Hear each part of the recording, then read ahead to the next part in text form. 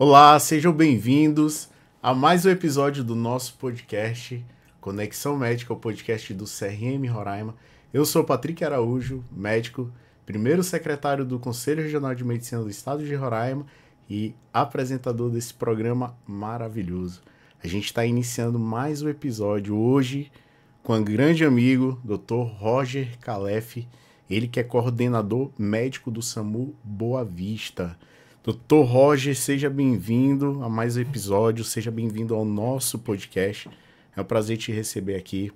Gostaria que você falasse um pouco da sua história como médico, da sua vivência como médico, para a gente adentrar nesse assunto tão importante que a gente vai falar um pouco do SAMU, um serviço de altíssima qualidade prestado à nossa população. Fala um pouco de você aí. Bom, obrigado pelo convite. Ainda mais para falar do SAMU, é uma paixão minha aí que a medicina me permite atuar.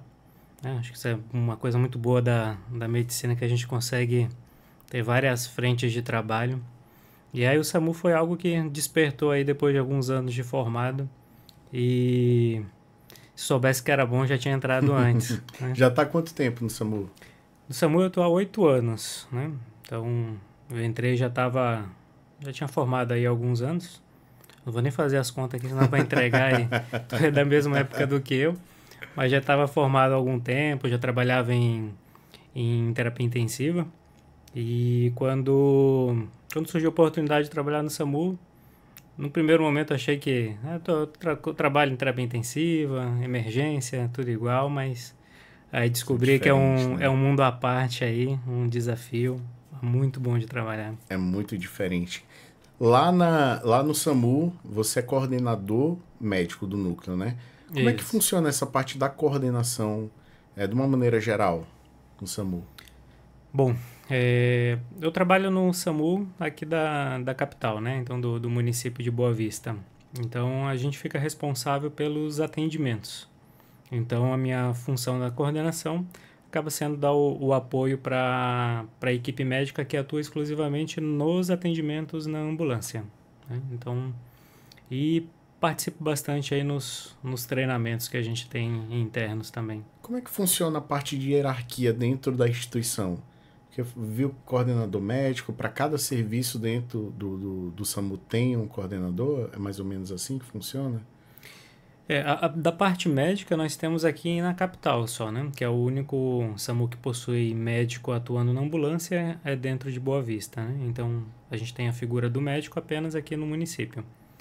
E aí coordena as equipes que atuam aí no suporte avançado. E aí a gente tem também a parte de regulação, que hoje ela é uma atuação do Estado. Então, aí é uma outra equipe, né? Uma outra organização. E aí lá também a gente tem um colega médico que atua na regulação. Perfeito. Aí coordena os médicos que ficam à frente de atender o chamado do 92 e decidir qual é o tipo de apoio que vai ser oferecido. É justamente isso que eu já queria adentrar contigo. Como é que funciona, Roger, a parte operacional, a tua rotina ali como médico do SAMU, ou dos médicos do SAMU, como é que funciona o dia a dia desses colegas? Aqui no município, né, então, na parte que é onde eu vivencio, que é o atendimento dentro das ambulâncias, né? Então, a gente trabalha em regime de plantão, e basicamente a partir do momento que a gente chega no plantão, a nossa meta número 1 a gente precisa fazer um cheque da ambulância. Perfeito. Né? Então, a gente precisa certificar que o material, os equipamentos estão todos já prontos para atendimento, até porque depois que a gente sai da base para fazer atendimento, eu não tenho como pedir para trocar equipamento, pedir uma pilha nova, ou o medicamento que faltou que tem que repor. Então, a gente precisa certificar já desde o início do plantão que está. Então, é um trabalho que a gente faz já ali com a equipe, né? Então, a gente atua juntamente com o enfermeiro e um condutor socorrista, que também auxilia a gente no atendimento. Então, na chegada, a primeira coisa que a gente faz ali é esse cheque da ambulância, certificar que está tudo ok, e depois a equipe fica na base de prontidão, esperando os acionamentos que, para a gente, eles já chegam via rádio, né? para a gente deslocar e para fazer atendimento. Hoje o corpo médico no SAMU de Boa Vista contam com quantos médicos atuais? Olha, a gente tem hoje médicos efetivos lotados lá, nós somos em 10 médicos. Né? E aí, como tivemos uma ampliação recente aí do ano passado para cá, com ampliação de outra equipe, a gente vem atuando com outros colegas que trabalham no município e aí cumprem parte de carga horária lá, ajudando a gente nas escalas. E aí a gente tem uma variação aí para em torno de uns 14 médicos, mais ou menos. Para uma cidade que está em crescimento como a nossa, Boa Vista, né? Para quem não sabe, esse podcast é de Roraima, o município é Boa Vista, que é a capital. É um grupo pequeno para essa demanda? Atualmente ainda é pequeno, a gente precisa reforçar um pouquinho mais aí, justamente porque teve esse crescimento, né? Então, como é pequeno, nós atuávamos há pouco tempo atrás com uma ambulância, né? Então, tinha uma equipe só para o atendimento da cidade inteira. E aí, a cidade vem crescendo muito também, aí junto com o crescimento vem os problemas aí, então, aí a gente aumentou mais uma ambulância, só que esse aumento de uma ambulância dobrou o número, né, do que a gente tinha, então, ainda precisa um pouquinho mais de profissionais aí. Aos poucos a gente está conseguindo colocar mais colegas lá que aceitem o desafio de trabalhar no SAMU também, né? Não é fácil, né? Não é fácil enfrentar o sol de 40 graus de Roraima. Pois esse aí, ainda mais no macacão. Desafio, né? Lembrando que o Dr. Roger está falando de 2 ambulâncias relacionadas com que é a SAV, salvo engano. Atualmente a gente já chamou de SAV, né? Hoje a gente, uma padronização mais do Brasil, a gente tem chamado de USA. Então a gente, que seria a sigla de Unidade de Suporte Avançado. Então a gente tem mais fácil, 2 né? hoje. USA. São 2 USAs hoje aqui dentro de Boa Vista. E básicas? A básica nós temos 4, né? Que também são distribuídas aí em bases pela cidade, né? A gente tem pontos estratégicos para poder chegar mais rápido aí nos bairros. E aí as básicas são compostas aí por os condutores socorristas também e um técnico de enfermagem. Perfeito. Então são total aí de 6 equipes na cidade. Isso dia a dia, 24 horas, segunda né? a segunda. Segunda a segunda, 24 horas. Dentro do contexto de ocorrências, que são várias, acredito, existe um tipo de ocorrência, realmente é trauma o que vocês são mais chamados ou é mais clínico? O que seria? Olha, a gente tem já há muitos anos aqui, também por trabalhar muito tempo aí no Hospital Geral, a gente tem a epidemia de acidente de trânsito, né? Então, continua sendo aí uma demanda muito alta que a gente tem. Os traumas. Então, acidente de trânsito, os traumas mais puxando para acidente de trânsito, eles ainda são o carro-chefe, principalmente das equipes de suporte básico. Então, elas atendem muito trauma, juntamente aí com o apoio do Corpo de Bombeiros, que também faz esse atendimento na rua. Então, tem uma parcela grande de atendimento de trauma. Mas quando a gente vai para a parte médica do suporte avançado, aí já muda um pouco. A gente já tem crescendo muito os casos clínicos. E aí clínico, um destaque importante é da psiquiatria. Né? A saúde mental ela vem disparando aqui em demanda do SAMU. Então hoje é uma demanda muito grande que a USA atende. Praticamente todos os dias eu me arrisco a chutar aqui de 1 a 2 ocorrências são de crise em saúde mental. E eu ia falar cardiovasculares.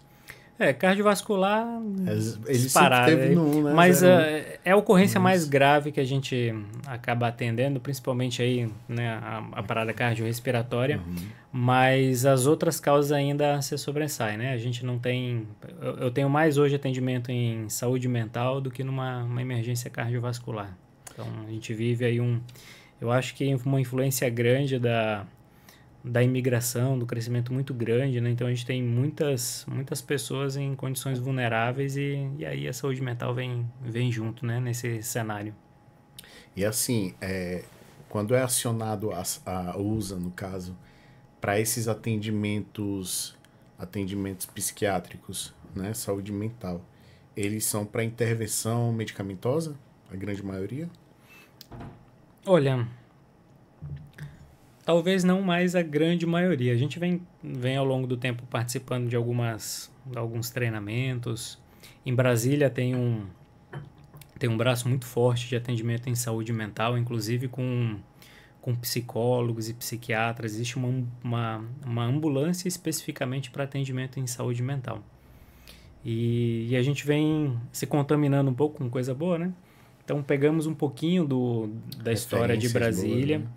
E a gente vem tentando atuar de maneira mais técnica em relação à abordagem verbal também. Então, em muitas situações a gente consegue, com uma abordagem qualificada, verbal, você consegue contornar e nem sempre acaba entrando com medicamento, né? Algumas situações não tem muito o que fazer, né? Então, até para resguardar a segurança, a gente prefere hoje em dia fazer uma abordagem medicamentosa para depois fazer uma contenção para a segurança, né? Então, mas a gente vem conseguindo até que atuar em alguns cenários ali com uma abordagem verbal, ainda mais cenários em que não envolvam tanto uma confusão mental, mais o paciente ainda está lúcido, mas com uma crise naquele momento importante, a gente ainda consegue dar um apoio ali e resolver. Perfeito. Confesso que foi surpresa para mim em relação a topar os atendimentos, as ocorrências ser psiquiátrico. A gente vem... É algo que chama atenção, a gente já vem conversando aí em termos de rede, né? De como a gente tem um olhar diferenciado aqui para Boa Vista, porque é algo que vem crescendo muito, principalmente depois da pandemia, né? A gente está na média Brasil ou está um pouco acima? Não, aqui a gente tem uma média acima. Sim. Acima, tanto saúde mental quanto... E trânsito já vem há muito tempo, Trauma, né? Os traumas aqui, a nossa capital, ela é, do ponto Violenta, de vista de acidente de trânsito, ela é bem violenta, né? O mais comum é a moto? É moto, disparado, né? Moto com bicicleta, moto com cachorro, tadinho, mas moto é a campeã. É disparado. É. E Roger, dentro dos desafios que a gente sabe que são inúmeros, né? Até falei um aqui que é o sol, né? Mas dentro dos desafios operacionais do dia a dia do SAMU, pontua alguns para que a gente tenha um pouco mais de clareza do que acontece realmente. Sempre que me perguntam, o sol vem disparado. Lugar. Porque assim, eu cresci aqui em Roraima, então estou desde 1 ano de idade aqui, mas não me acostumo com o calor. E aí junta com a adrenalina do atendimento, mais um macacão, o calor... E o macacão, ele é térmico? Ele tem uma... Antes fosse, né? Não, só protege mesmo para ocorrência, mas do sol ele esquenta pra caramba. Eu acho... Só te interrompendo, eu acho interessante que no equipamento do SAMU, vocês têm todos os aparatos em relação à parte de EPI, né? Proteção de joelho. Tem. As proteções... Capacete também?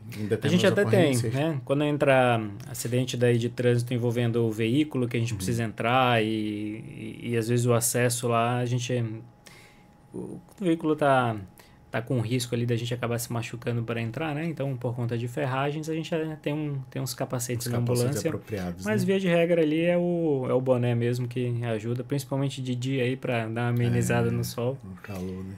Mas o calor, ele é importante. De desafio, assim, como eu tinha até comentado no começo, é algo completamente diferente do que a gente é treinado na faculdade. Então, eu particularmente, eu acredito que hoje não mudou muito aí na formação, mas eu não tive a gente não tem uma formação específica de como atender fora do hospital, né? Ou quando é fora do hospital, mas é dentro do consultório, então são sempre ambientes controlados para a gente fazer o atendimento. Ou nessa situação, o atendimento básico, né? É o atendimento básico. Então a gente é muito acostumado, principalmente quando a gente vai pensar em emergência, com muita gente nos ajudando, a gente pede os materiais, tem gente para trazer ali, a equipe grande. Então, e no pré-hospitalar o médico acaba colocando mais a mão na massa. Então, fazendo como eu comentei, nós tudo. somos 3 socorristas ali, né? É o médico, o enfermeiro, e quando tu não consegue fugir, não tem pra onde ir. Então, tu vai ter que botar a mão na massa ali, às vezes é com acesso, né? Uns acessos periféricos, às vezes tem mais de uma vítima, então o enfermeiro está em um, tu corre para o outro. Aí as imobilizações também. Então, a imobilização no hospital a gente manda lá pro pessoal da ortopedia. Ali não, a gente tem que fazer pelo menos um básico ali para conseguir conduzir, cuidado com curativos e o manejo mesmo de material, né? Então, ali às vezes tá o enfermeiro pegando um acesso, aí o médico já vai abrindo as ampolas ali, diluindo o medicamento, preparando o soro com a equipe. Então, a gente trabalha mais em conjunto ali, no manuseio dos materiais, o manuseio de... A gente tem a bolsa que fica do ladinho do banco do médico, que é a bolsa de via aérea. Então, é uma coisa também que a gente não está habituado. Você vai fazer uma intubação no hospitalar, você... laringo, tubo, o pessoal vai te ajudando ali e você se concentra no procedimento. No pré-hospitalar, além de não ser a posição confortável ali que a gente está acostumado, é você que maneja tudo, né? Então, você tem que abrir ali, pegar o seu tubo, testar, já pega o laringo. Então, exige um pouco mais de organização para você conseguir conduzir bem ali. E aí também a diversidade, né? É algo que eu particularmente gosto, mas também acaba sendo um pouco de desafio. A gente não tem uma rotina muito bem definida, né? Então, no mesmo plantão, eu posso ser acionado ali para ir para um parto. Aí, no parto, a gente vai atender tanto a parte obstétrica e o recém-nascido ao mesmo tempo. Aí, tu sai dessa ocorrência, tu vai para um traumático. Terminou ali, você vai para uma crise de saúde mental. Terminou ali, você vai para uma emergência cardiológica. Então, você acaba atuando na urgência de todas as áreas dentro da medicina, né? Então, tem esse desafio de você saber a particularidade ali de cada área, de como abordar. Então, isso acaba sendo um desafio da parte técnica mesmo também, né? E uma oportunidade ao mesmo tempo, né? Porque você consegue, de alguma maneira, ter acesso a várias patologias ou várias comorbidades ou problemas ali que você precisa resolver. Até porque quando o SAMU chega, ali é uma esperança que as pessoas sentem. Certamente, né? Eu, sinceramente, eu tenho esse olhar carinhoso ao SAMU, porque quando é acionado, quando o SAMU chega, as pessoas falam... Tipo, tem uma respiração de esperança, entendeu? Tipo, graças a Deus chegaram. Tipo, tem gente que pode... Então, é uma sensação de... É uma esperança que as pessoas têm, né? Então, ao mesmo tempo, você precisa, não só o médico, mas a equipe como um todo, precisa adquirir habilidades técnicas e a importância do checklist, do funcional ali, para que você esteja preparado, saber exatamente. Também não adianta tu ter um material, ter uma bolsa e não saber onde está cada item. Né? Então, para isso servem os treinamentos. Em falar em treinamento, eu acredito que vocês têm uma educação médica, uma educação continuada, né, dentro do programa do SAMU. Tem. Como é que funciona? Olha, isso aí nós temos um núcleo de educação em urgências, né? Então, já funciona há algum tempo, né? Nesses últimos anos, a gente conseguiu ir estruturando. Hoje a gente tem uma estrutura boa, com sala de aula, auditório. Então, a gente consegue hoje promover essa educação permanente aí para todos os socorristas do SAMU, né? Muitos treinamentos a gente faz em conjunto, né? Até para poder treinar a habilidade da gente trabalhar em equipe. Então, como são equipes pequenas, então a gente faz treinamentos em comuns para todos os atuantes ali dentro do SAMU. Perfeito. Então, entra o técnico, o condutor, a equipe da USA. Então, a gente treina em conjunto ali de como a gente se organizar para não ficar se batendo ali na hora do atendimento, né? E aí entra uns treinamentos mais particulares, que envolve como usar a prancha, né? Os dispositivos de imobilização, posições de atendimento, posições de intubação. E a gente tenta treinar também uma questão de cena, avaliação da cena, né? A gente tem acho que a nossa premissa ali, a preocupação número 1 é a nossa segurança. Perfeito. Então, tudo até nos treinamentos, Simula, a primeira coisa, né, que a pessoa tem que dizer quando entra na sala para um evento simulado é a segurança. Então a gente tenta deixar isso bem medular, porque isso tem que estar em mente já desde o início. Na hora que nos acionam para um atendimento, eu já tenho que imaginar se de repente eu vou precisar do apoio da polícia militar, apoio de equipe de trânsito. Então a gente já vai dimensionando mais ou menos o que posso fazer para me resguardar. Se é uma colisão que teve um dano, por exemplo, em rede elétrica, de já correr atrás de bombeiro para dar apoio, enfim. E na cena também, né? A gente chega para atender, como tu bem colocou, o pessoal liga para o SAMU porque não conseguiu resolver em casa. Então bate o desespero que a gente está dentro de uma urgência e você chama alguém para poder ir socorrer, e geralmente porque você não tem condições de se deslocar para uma unidade hospitalar. Também. Então, e aquele tempo de espera até a gente chegar lá, hoje gira em torno de uns 15 minutos. É uma eternidade para quem está no desespero ali com alguém numa situação grave, mas independente da gravidade. E aí quando a gente chega, às vezes o caos está instalado, né? Seja dentro de casa, porque começa a vir vizinho e parente, ou então na rua começa a vir curioso de todo lado. Então a primeira coisa que a gente precisa ter, além de essa questão de segurança, a gente precisa ter um olhar na cena, porque eu preciso primeiro controlar o caos para depois eu pensar no que eu vou fazer. Eu não consigo chegar já muito técnico pensando em fazer um procedimento com o caos da cena caótico instalado. Então a gente tem que treinar para ter essa habilidade, às vezes para lidar também com outros profissionais. Você vai fazer o atendimento de saúde, né? Enquanto médico eu vou ali preparar, mas ao mesmo tempo eu vou ter que auxiliar ali em conversa com polícia, com outras instituições que estão envolvidas ali na hora, e a própria família. Então esse gerenciamento da cena é um momento crítico também, que às vezes você vai muito bem preparado tecnicamente, mas aí entre essas habilidades não técnicas, né, de saber lidar com esse ambiente, que é tão importante quanto você chegar lá e saber fazer uma reanimação, uma intubação. Às vezes a não técnica acaba sendo até mais importante, né? E se posicionar diante daquela situação, né, com cautela, com calma, com jeito, porque as pessoas estão nervosas, estão com, né, os nervos, a pele assim, tá todo mundo exaltado. Isso é importante, porque a gente chega às vezes com, né, dependendo da ocorrência, quando entra o acionamento no rádio, a gente já imagina mais ou menos o que vamos encontrar lá, já começa a adrenalina a influenciar. E aí você chega, né, às vezes para quem está lá do outro lado, demorou demais para chegar, né, o desespero está grande, queria que estivesse logo ali. Então a gente tem que ter essa sensibilidade de entender o contexto do outro, porque senão a gente acaba entrando em conflito, né? Então, isso aí é extremamente importante, a gente ter essa empatia para entender o que está acontecendo ali do outro lado.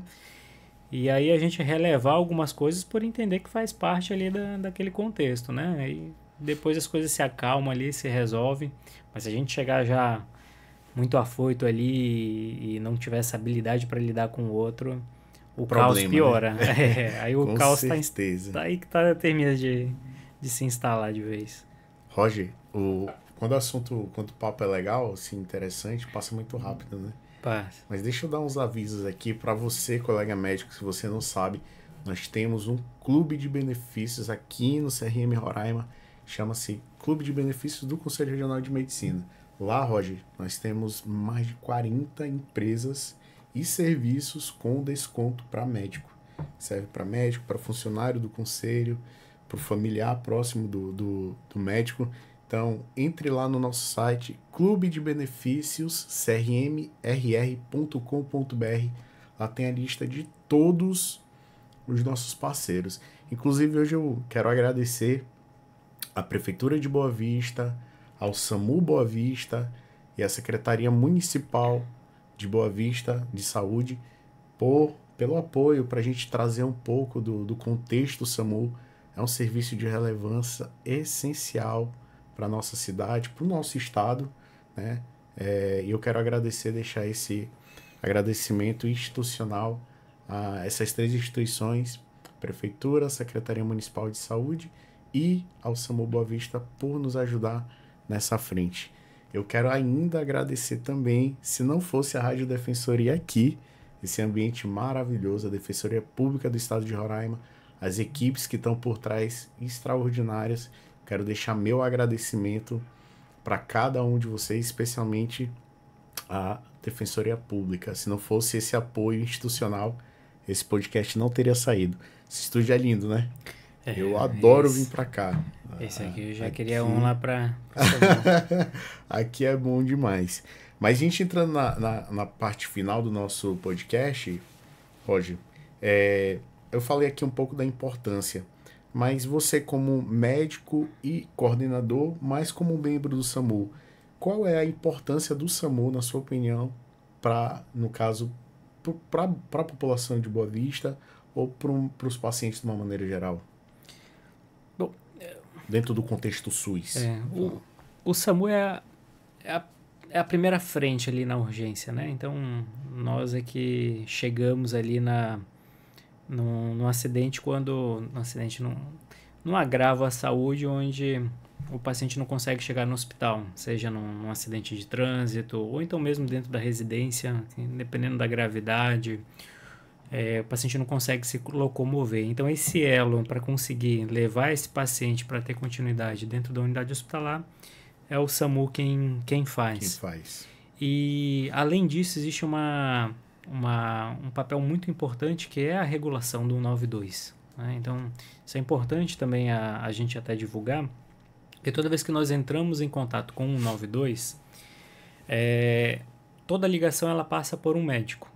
Né? Então, esse médico ele não vai somente definir por enviar a ambulância para o local. Então, em muitas situações, o médico que atua no 192, ele tem condições de tirar a dúvida. Perfeito. Às vezes não é uma urgência do ponto de vista nosso técnico, mas para quem está do outro lado e se desesperou, às vezes é uma febre, uma tosse, enfim, uma outra situação que não é tão urgente assim, e o pessoal na hora de desconhecimento, de desespero frente a alguma coisa, liga para o SAMU. Então, o SAMU ele tem esse papel também de fazer a orientação, né? E hoje, muito bem regulamentado, tem condições de fazer a telemedicina já via 192, né?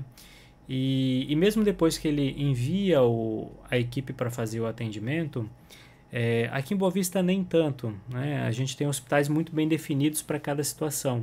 Mas em breve tem aí anúncio de começar a surgir UPA na nossa capital. Então, aí entra um trabalho importante do médico regulador de conseguir olhar para a rede. Como é que está a lotação do HGR, como é que está a lotação do Cosme Silva, quando tivermos a UPA, né, como que está a UPA, e conseguir, dependendo da gravidade do que a equipe constata na hora que chega no local, conseguir controlar esse fluxo. Não, deixa eu direcionar para essa unidade que tem que vai ter o recurso que o paciente precisa e eu não sobrecarrego uma unidade que já está lotada. Perfeito. Então, tanto desse trânsito de pacientes do interior para cá e dentro da cidade também tem essa articulação ali da rede de conseguir distribuir melhor, entra aí como um papel fundamental aí do SAMU no atendimento à urgência, né? Perfeito. O regulador ele não está lá só para falar, não, vai ou não ambulância, né? Não, ele tem mais atribuições. Tem, e é difícil, né? Porque é outra né? atuação que a gente não é preparado, né? Então, lidar com emergência já é difícil. Aí você lidar com uma emergência em que você não sabe o que está acontecendo do outro lado, e até é fácil para o regulador, depois que uma equipe qualificada chega no local. E aí a equipe vai passar para ele o que está acontecendo. Exato. Mas no primeiro momento é a população, é o familiar que já está desesperado com a situação. E aí conseguir passar ali algum dado que ajude, às vezes não ajuda. O desespero é grande ali, ele só quer que mande logo uma ambulância. Exatamente. Até porque as pessoas também, mentalmente, elas não estão adaptadas ao estresse, né? Que o médico, as equipes passam de uma maneira geral. No caos dessa maneira. Aquilo que você falou, né? Nem sempre o que o paciente está vendo é uma urgência, né? Nos olhos do técnico falando, né? Aí cabe essa parte de definição mesmo. Eu digo que às vezes isso aqui não é para ligar para o SAMU, não é. Eu acho que não cabe à população, né, julgar, né? Ter o conhecimento correto. Exato. De quando que eu ligo para o SAMU, não. Acho que é assim. na dúvida, né? Liga. Você tem um serviço que está disponível ali para poder orientar, né? Não significa que eu ligo para o SAMU e eu tenho que mandar uma ambulância. Então, é um papel educacional também. Perfeito. A partir do momento que a gente liga, o médico vai orientar, olha, essa situação aqui não há necessidade de envio de ambulância, tentar ver se já foi feita alguma medicação e orientar, não, tenta fazer esse medicamento, se não melhorar, entra em contato novamente. Então, é importante essa educação e faz parte do SAMU também. Perfeito. Dr. Roger, mais uma vez, primeiro eu quero te agradecer pela sua disponibilidade, pelo seu tempo, por nos conceder um pouco do teu conhecimento, da tua rotina. Mais uma vez agradecer ao SAMU, a todos os coordenadores lá, pelo coordenador. Atualmente, quem é o coordenador do SAMU? O geral, né? Existe um coordenador geral do SAMU? A gente tem a direção geral aqui do SAMU em Boa Vista, né? Que é o Luciano Coutinho. Então, grande enfermeiro, né? Grande. Já está aí há muito amigo. Tempo a gente atuando junto e tem feito um trabalho brilhante ali de gestão no SAMU. Perfeito. Né? E no estado a gente tem outro colega médico, que é o Jefferson, que hoje está na luta lá da Central de Regulação, que é um baita de um desafio também. Então a equipe é envolvida. E ainda maior, né? Porque outras equipes municipais, né? Gerenciadas, lá suporte, você regulação. Aí é um trabalho difícil. São outros aí, desafios, né? Outros desafios, justamente. Roger, deixa tuas considerações finais aí, agradecer as pessoas. Bom, eu primeiramente agradeço aí o convite para a gente poder ter essa oportunidade de falar sobre o SAMU, sobre o pré-hospitalar. Tentar esclarecer um pouquinho também, não só para os colegas da saúde, mas até para a população que tiver a oportunidade de assistir esse podcast aí também, para entender um pouquinho como que é a atuação, né? O que o SAMU oferece aí para a população numa emergência. Então, é sempre válido a gente conseguir divulgar um pouquinho aí o trabalho do SAMU. E, enfim, agradeço demais. Se desse, a gente continuava aí, estendia, porque é um tema... a atuação do SAMU é algo que me encanta, então eu sou apaixonado pelo trabalho que faço no SAMU. Legal. Então, toda vez que tenho essa oportunidade de falar do SAMU, aí a conversa se delonga aí bastante. Mas foi muito bom, agradeço muito o convite e, enfim, foi um encontro bem bacana. Obrigado, Roger. Mais uma vez, você que está nos acompanhando, vai lá no nosso CRM Roraima, nosso Instagram, se você ainda não está seguindo, siga, porque tem muita coisa legal lá. Esse programa está no YouTube, todos os nossos episódios estão no YouTube gratuitamente. E também, se você não gosta de ver vídeo, mas gosta de ouvir um podcast, um audiocast, todos os episódios estão disponíveis para você no Deezer e no Spotify, também gratuito. Então vai lá, se você gostou desse episódio, curte, compartilha para outras pessoas, assim o YouTube entende que é muito importante. Esse assunto é importante, né? É muito relevante. Então, mais uma vez eu deixo meus agradecimentos ao CRM Roraima, a todos os diretores, ao nosso grupo de conselheiros que, se não fosse pela aprovação, a gente não estaria aqui trazendo informações relevantes. Lembrando, se você quer assistir outros episódios, só clicar aí e divirta-se assistindo os nossos episódios. Te espero no próximo episódio, então até lá!